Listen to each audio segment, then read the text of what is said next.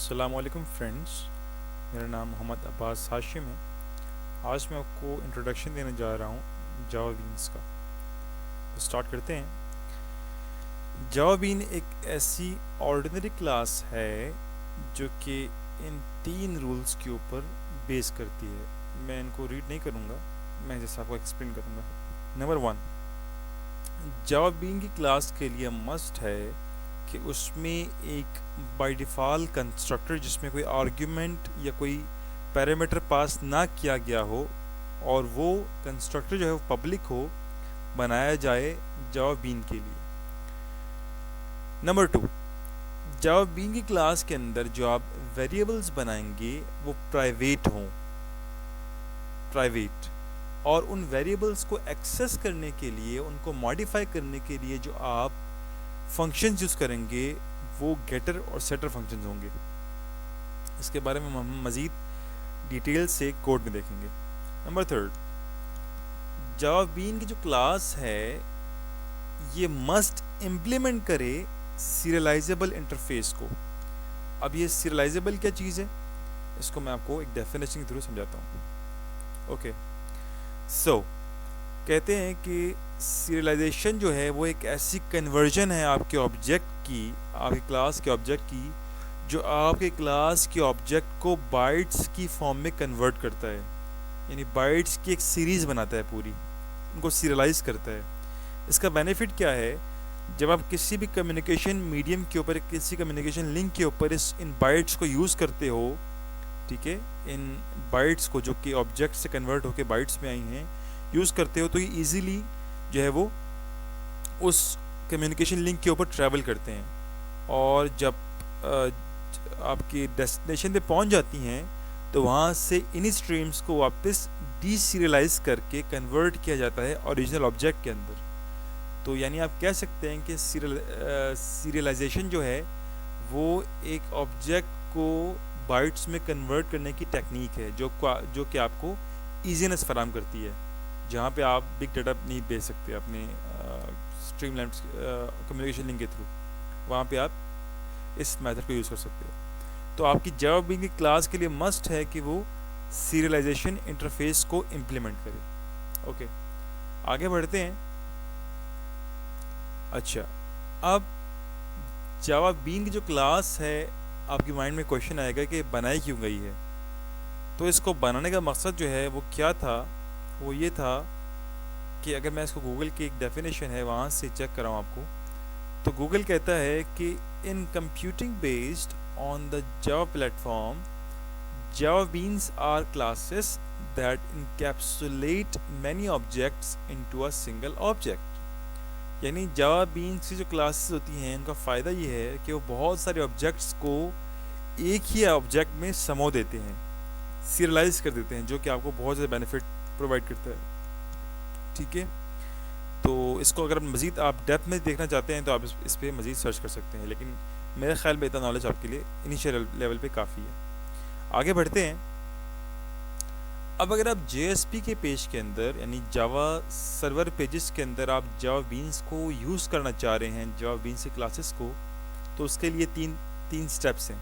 Number 1, आपने सबसे पहली बात ये कि आपने उस जावा बीन की क्लास को JSP के पेज के अंदर रजिस्टर करना है। तो जावा बीन की क्लास को JSP के अंदर रजिस्टर करने के लिए हम यूज़ करते हैं ये वाला tag, JSP:use bean। Use bean एक क्लास है जो कि इस JSP की लाइब्रेरी के अंदर डिफाइन है। ठीक है, तो ये क्या करता है, ये आपको अलाउ करता है कि आप अपने जावा बीन की क्लास को यूज़ करें JSP के पेजेस के अंदर। उसके बाद ये जो टैग है, जो JSP:use_bean का टैग है, ये आपको 3 पैरामीटर्स प्रोवाइड करता है। Number 1 ID, number 2 scope, number 3 class. इनको हम मज़ीद डेप्थ में आगे कोड में पढ़ेंगे, फ़िलहाल इंट्रोडक्शन आपके लिए तो नहीं काफ़ी है। नंबर 2, आप अपने उन प्राइवेट वेरिएबल्स को जो कि आपने जावा बीन की क्लास के अंदर बनाए हुए हैं, उनकी अगर आपने वैल्यूज़ को JSP के पेज के अंदर रहते हुए चेंज करना है तो आपने ये वाली जो है टैग यूज़ करना है, JSP::set property। सेट प्रॉपर्टी क्या करेगा, आपके उन प्राइवेट वेरिएबल्स जो कि आपके उस जावा बीन से क्लास के अंदर डिफाइन हैं उनको मॉडिफाई कर देगा, सेट कर देगा उनकी वैल्यूज़ को।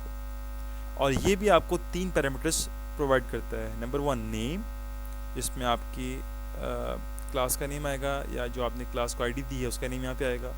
प्रॉपर्टी यानी उस वेरिएबल का नाम, प्राइवेट वेरिएबल का नाम, और वैल्यू, आप उसे क्या वैल्यू देना चाह रहे हैं उस वेरिएबल को।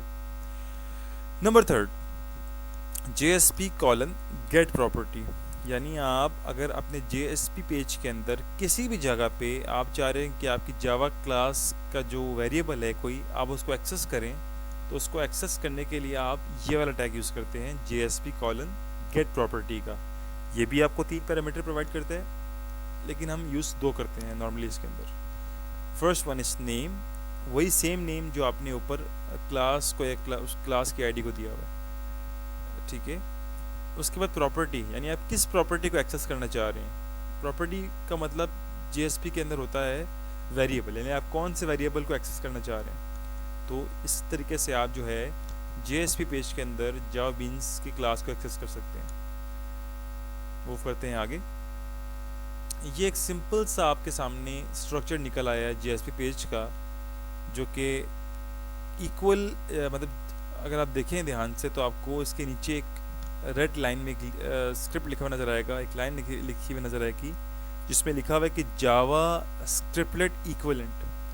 यानी एक्चुअल में जो आप देख रहे हैं यहाँ पे JSP कॉलन यूज बीन और ये जो टैग वगैरह तमाम चीज़ें, ये एक्चुअल में बनाया गया है उन डेवलपर्स के लिए, उन कोडर्स के लिए जिनको जो PHP या उस तरह के लैंग्वेजेस के यूज टू हो गए हैं।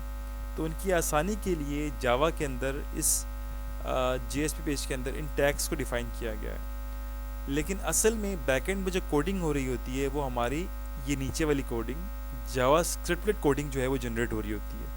तो इसके इक्विवेलेंट जो कोड हमारे जो जावा बीन की क्लास है, सॉरी जो हमने टैग यूज़ किया हुआ है, इसकी इक्विवेलेंट जो कोड है वो आपके सामने इन जनरेट हुआ हुआ है कि कैसे एक स्क्रिप्टलेट जो है वो जनरेट होता है जब आप एक यूज बीन की क्लास को यूज़ करते हो। तो ठीक है, नेक्स्ट मूव करते हैं। तो ये आपके सामने एक प्रैक्टिकल एग्जांपल है। अगर आप ध्यान से देखें तो इस एग्जांपल के अंदर हमने एक एम्प्लॉय क्लास को जो है वो एक्सेस किया हुआ है अपने JSP पेज के अंदर। सबसे पहले JSP, फिर कॉलन यूज बीन, फिर आईडी के अंदर उस क्लास का नाम या जो आपने उस क्लास को आईडी दी हुई है वो आप यहाँ पे लिखेंगे। फिर स्कोप के अंदर आप सेशन रिक्वेस्ट, ये हम मज़ीद डेप्थ में आगे पढ़ेंगे, वो यहाँ मेंशन करेंगे। और क्लास के अंदर आपने पैकेज डॉट उस क्लास का नाम जो आपके जावा बीन की क्लास का नाम है वो यहाँ मेंशन करेंगे। और इसके इक्विवेलेंट जो आपका जावा स्क्रिप्टलेट कोड जनरेट होगा वो आपके सामने नीचे मेंशन है। आगे मूव करते हैं। ओके जनाब, ये स्लाइड क्वाइट इम्पोर्टेंट है, तो काइंडली इस पर ज़रा ध्यान से फोकस दीजिएगा। देखें, हमने एक बात की थी कि स्कोप एक बहुत अहम कह लीजिए एट्रीब्यूट है आपकी इस जावा JSP यूज बीन टैग के अंदर। स्कोप क्या करता है, ये स्कोप आपको कंट्रोल प्रोवाइड करता है कि कितनी देर के लिए उस जावा बीन की क्लास का ऑब्जेक्ट जो है आपके उस पेज के अंदर या उस वेबसाइट के अंदर एक्सेसिबल हो, कितनी देर के लिए उसका स्कोप कितना हो। तो उसके लिए 4 वेरिएबल्स जो है हमें प्रोवाइड करता है आपका JSP, ठीक है। नंबर 1 इस पेज। अगर आप इस स्कोप के अंदर इस सेशन की बजाय पेज मेंशन करेंगे तो क्या होगा यूँ कि आपकी जो जावा बीन की जो क्लास है उसका ऑब्जेक्ट सिर्फ उस पेज के अंदर, जिस पेज के अंदर आपने इसको मतलब सेशन जिस पेज को आपने मेंशन किया हुआ है उस पेज के अंदर आप इस जावा बीन के ऑब्जेक्ट को एक्सेस कर सकते हैं, उससे बाहर आप एक्सेस नहीं कर सकते। इसी तरीके से अगर आप स्कोप के अंदर रिक्वेस्ट लिखते हैं तो जो आपको करंट रिक्वेस्ट आई हुई होंगी, ठीक है, करंट रिक्वेस्ट आपकी जो आई हुई होंगी आपको यूज़र से, सिर्फ उन रिक्वेस्ट के एंड होने तक जो है आप इस क्लास के ऑब्जेक्ट्स को यूज़ कर सकते हैं, ठीक है। इसी तरह अगर आप सेशन में यहाँ पे मेंशन करते हैं तो सेशन से क्या होगा कि आपके तमाम जो कंपोनेंट्स हैं उन तमाम के लिए ये जावा बीन का जो ऑब्जेक्ट है, जावा बीन की क्लास का जो ऑब्जेक्ट है वो एक्सेसिबल होगा कब तक, उस सेशन के एंड होने तक आपको एक्सेसिबल होगा। Number 4, application. अगर आप यहाँ पे एप्लीकेशन मेंशन करते हैं तो यूँ कह लीजिए कि आपकी उस वेबसाइट की कंप्लीट एक जो एप्लीकेशन बनाई हुई है आपने, उस एप्लीकेशन के एंड होने तक वो ऑब्जेक्ट आपको आपके पास रहेगा। जैसे ही आप एप्लीकेशन को बंद कर देंगे वो ऑब्जेक्ट भी डिसमिस हो जाएगा। तो इस तरीके से हम स्कोप डिफाइन कर सकते हैं अपने यूज बीन के टैग के अंदर। ओके, सो सेट प्रॉपर्टी की हमने बात की थी। सेट प्रॉपर्टी क्या करता है कि आपके प्राइवेट वेरिएबल्स जो कि आपके जावा बीइंग के क्लास के अंदर डिफाइन है, उनको अगर आप उनको कोई वैल्यू देना चाह रहे हैं मैन्युअली, तो आप सेट प्रॉपर्टी के थ्रू उनको वैल्यू दे सकते हैं। मिसाल के तौर पर यहाँ पे अगर आप देखें ध्यान से, तो एम्प्लॉय क्लास के अंदर एक वेरिएबल है फर्स्ट